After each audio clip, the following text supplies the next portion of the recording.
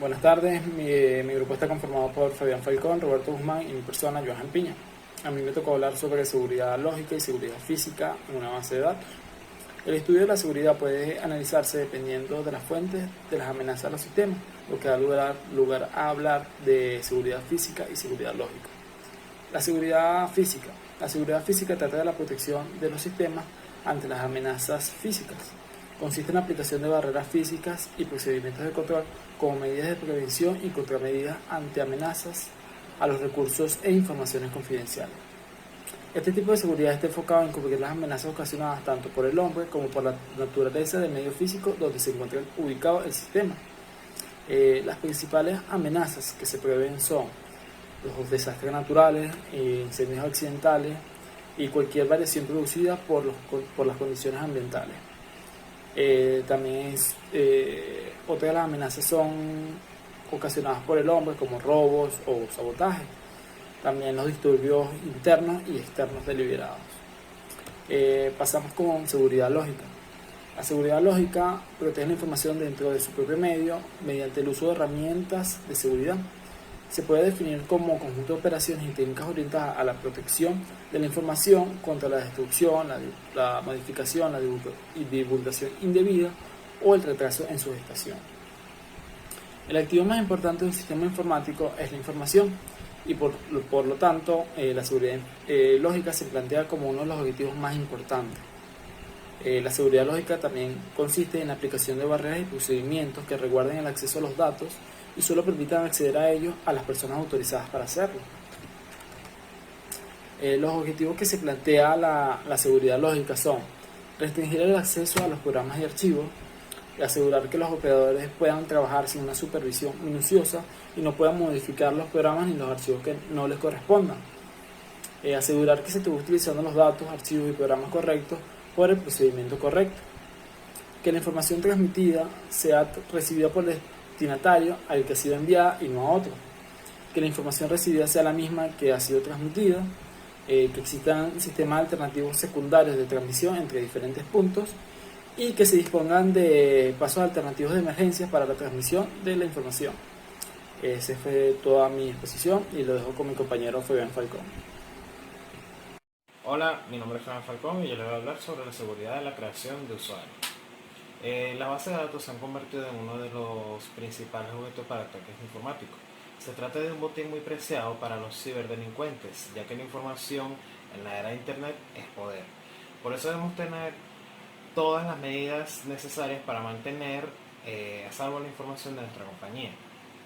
La importancia es que la información de que todos consideramos sensible se encuentra almacenada en sistemas de gestores de base de datos como Microsoft SQL, MySQL o los servidores de Oracle, entre otros servicios similares.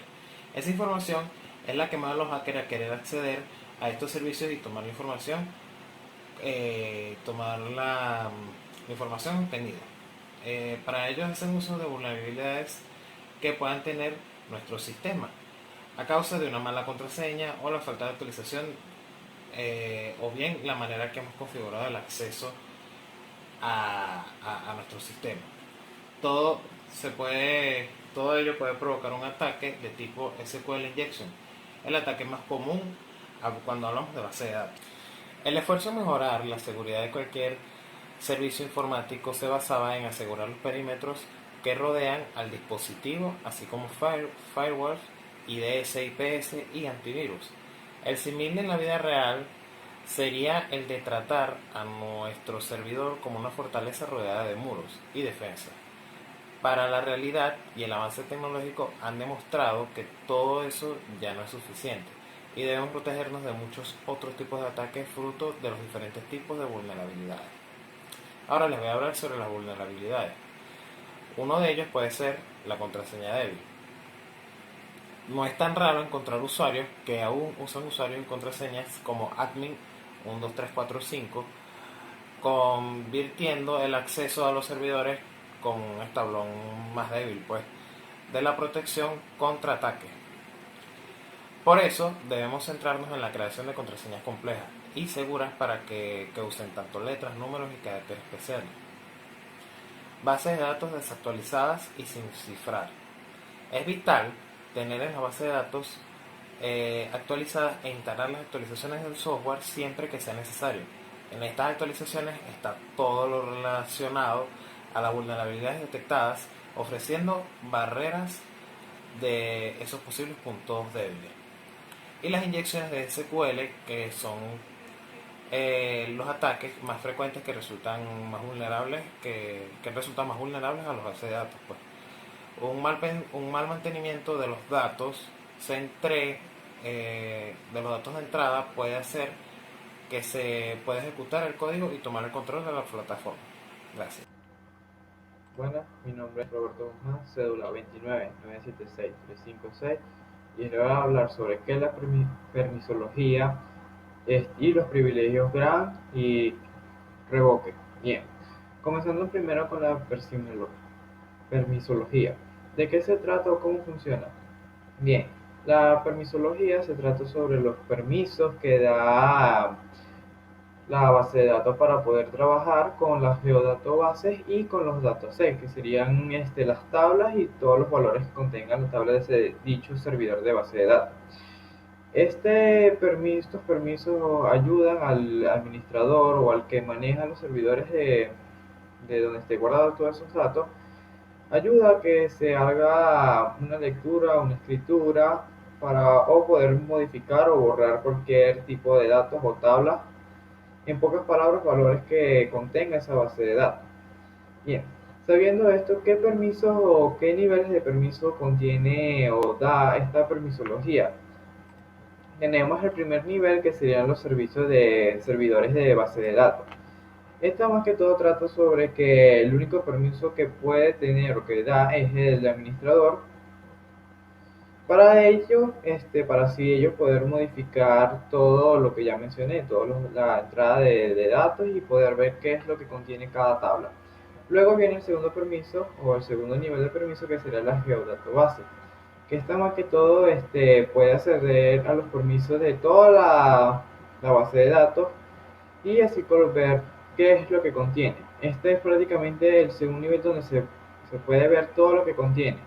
Y por último tenemos el tercer nivel, que es la dataset, que se accede gracias a la geodataset. En ella se acceden los permisos. Los permisos de esta dataset serían los privilegios de poder modificar estos valores. Cabe destacar que para entrar a la dataset y a la geodataset se necesita que el administrador entre a los servidores de base de datos, si no, no se podrá cumplir estos tres niveles de permisos de base de datos. Bien, sabiendo cuáles son estos niveles, ahora, ¿cuáles son los permisos que da la base de datos una vez que se haya entrado a esos servidores? Bien, tenemos como primero tenemos la solo lectura. En esta vez prácticamente el usuario o el administrador solo puede ver y seleccionar los datos. Tenemos el siguiente, que es lectura y escritura. En ella el usuario puede leer, escribir y crear nuevas bases de datos, nuevas tablas, y en ella se puede leer y escribir o modificar, en pocas palabras, esta base de datos si hay una existente. Y tenemos ya, como comenté antes, el administrador, que es prácticamente el usuario donde puede realizar tareas administrativas de la geodatobase. Y por último tenemos el administrador de servicios, que este usuario administra prácticamente nada más los servidores de base de datos. Continuando tenemos los privilegios grant y revoke. Comenzando con grant, tenemos que es un privilegio que da acceso para usuarios o grupos de usuarios. Es decir, que a la hora de poder entrar a la base de datos, este privilegio permite a ese usuario poder entrar y así poder ver y modificar la tabla de datos de dicha base de datos, como lo dice aquí. Los privilegios que incluye a la hora de poder entrar a esta base de datos son las opciones de acceso, como por ejemplo poder leer datos en tablas y vistas, escribir datos, crear tablas y eliminar tablas. También cabe destacar que le da también el privilegio de poder modificar, y no solamente los valores, sino también ¿cómo decirlo? Colocar la variable y qué tipo de variable se puede aceptar en esa dicha tabla. También se utiliza este comando para otorgar privilegios específicos a una tabla, base de datos, esquema, función y procedimiento, lenguaje o columna. Para revocar los privilegios de un objeto de la base de datos, como lo acaba de mencionar. Este privilegio también ayuda a poder editar no solamente los valores, sino de qué manera se guardan esos valores, o también puede modificar un esquema, es decir, mover unos valores hacia otra base de datos o hacia otra tabla, y así sucesivamente. Y el privilegio revoque lo que se trata o lo que hace es que elimina los privilegios de acceso, es decir, que elimina el privilegio gramo. Es decir, que me cabe destacar que como los privilegios para crear, quitar y actualizar datos de un usuario o un grupo de usuarios, es decir, que prácticamente le quita todo el poder que tiene ese dicho usuario, ese administrador, de poder modificar la base de datos. Cabe destacar que también se puede dar permisos en un esquema externo a los usuarios de la base de datos y los grupos de usuarios utilizando la sintaxis on-schema. Otro de sus usos es que para procedimientos almacenados se concede permiso de forma predeterminada. Cabe destacar que cuando dice de forma determinada, se trata sobre cuando el usuario ya haya salido de poder modificar, solamente podrá ver esta base de datos, no podrá modificarlo, es decir, queda como de fábrica.